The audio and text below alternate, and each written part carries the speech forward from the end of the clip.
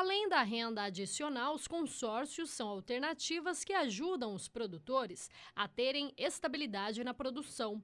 Quando o processo é feito com a cultura da soja, existe a prática comum que é o uso do pasto safrinha, que será utilizado no período seco.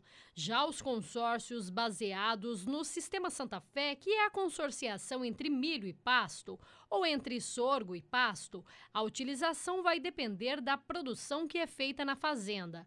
É o que explica o pesquisador da Embrapa.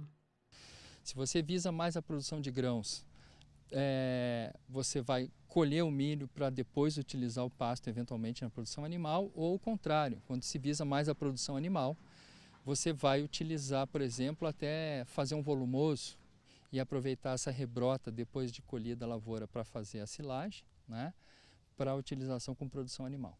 O período para o produtor fazer o consórcio depende da região em que a fazenda está localizada. O importante é, depois da cultura principal, adiantar ao máximo os trabalhos com a cultivar seguinte, aproveitando o período das águas, com culturas que têm um ciclo mais curto, de maneira que se consiga fazer uma segunda safra com tranquilidade.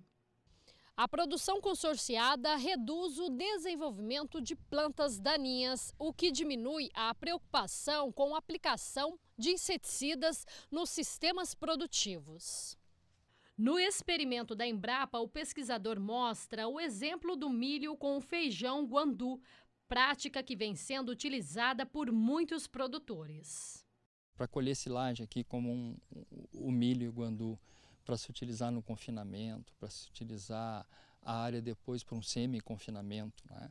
E com pasto verde no período seco, naquela época que que mais tem teria produção de alimento, naquela época que tem mais carência. E ainda tem algumas outras vantagens indiretas, né? Como naquelas áreas em que se repete silagem muitos anos na mesma área, o guandu aqui consorciado consegue quebrar o pé de grade, né? Consegue quebrar aquela camada compactada. É uma leguminosa e por isso aumenta a sustentabilidade do sistema, porque fixa nitrogênio, que é um poderoso gás de efeito estufa. Antes de fazer o consórcio, o importante é o produtor analisar o seu sistema. Baseado na sua atividade, fazer o planejamento e a execução da consorciação. Kaile Rodrigues para o SBA.